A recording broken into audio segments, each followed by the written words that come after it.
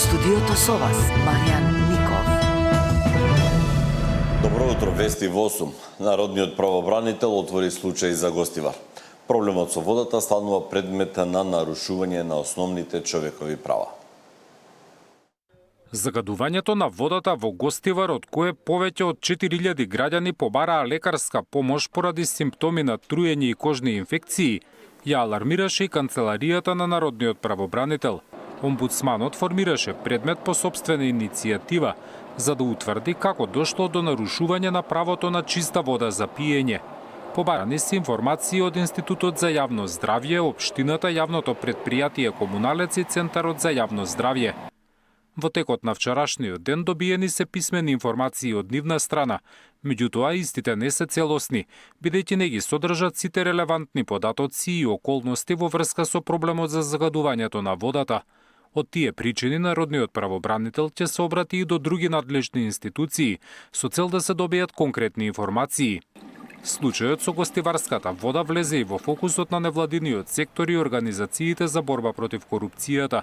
Transparency International во својот најнов извештај го рангираше во најматни настани. Загадувањето на водата во градскиот водовод во Гостивар бил сериозен индикатор за можни системски слабости.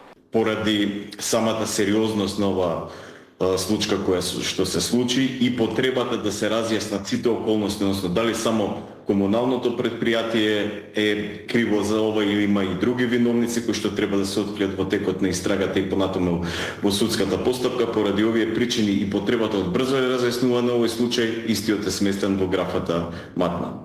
Загадувањето на водата во Гостивар во моментов го истражува јавното обвинителство. Одреден е притвор за директорката на Комуналец и двајца раководители. Обвинителството ги сомничи дека сториле тешки дела против животната средина и природата, кога поставиле пумпи во надворешен канал кои внесувале вода во градската мрежа. Зоран Јаневски, Сител телевизија. Во услови на топлотен бран, жителите на Гостивар се жалат дека нема доволно вода за пиење на пунктовите низ градот. Било дека ги почитуваат препораките на надлежните и не ја користат водата ниту за капење. Состојбата во Гостивар и натаму е тема и на меѓупартиски обвинувања. Немаше, се завршија. Утре рекоа дека ќе имат. За денеска да. Ви сега значи останавте без вода? Па не без вода, али за пиење немаме.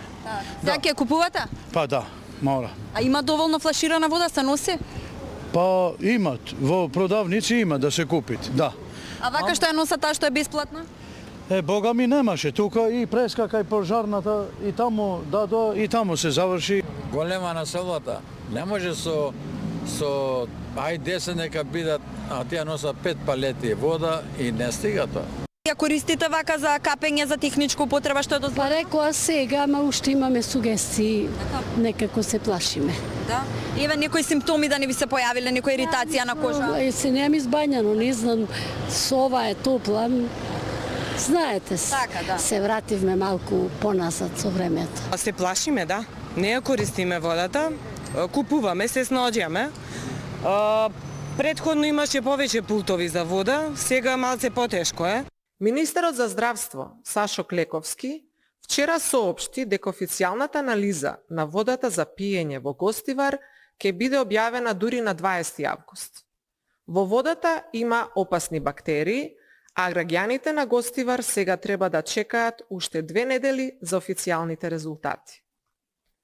Тогаш, врз основа на кои резултати ја прогласија водата дека е технички исправна и може да се користи. Додека Социјалдемократскиот сојуз беше на власт, проблемите се оставаа да се таложат, а граѓаните никогаш не добија отчет што било преземено по сите тие наоди и анализи. Денес истите тие луѓе се обидуваат да држат лекции за одговорност.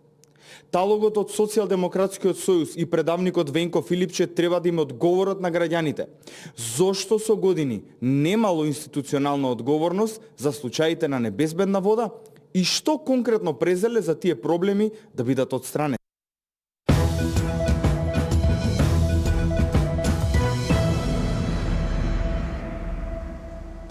Министерката за образование вели дека се намалува бројот на средношколци и на студенти, но најдрастично намалување има кај бројот на првачињата.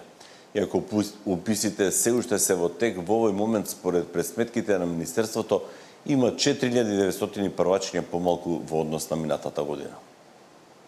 Бројката во основно училиште е значително намалена и во овој процент се ближи околу над 4000 деца помалку од лани.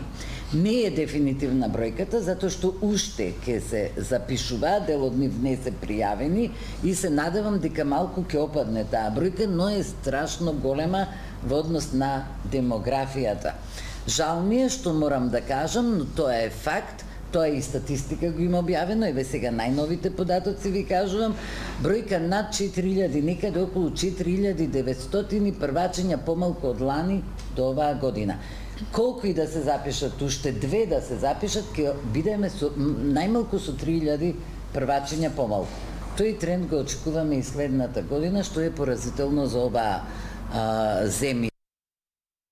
Премиерот Христијан Мицкоски уверува дека струјата нема да поскапи. Тој тврди дека и покрај високите температури сезоната за наводнување при крај, а акумулациите биле полни речиси 70%.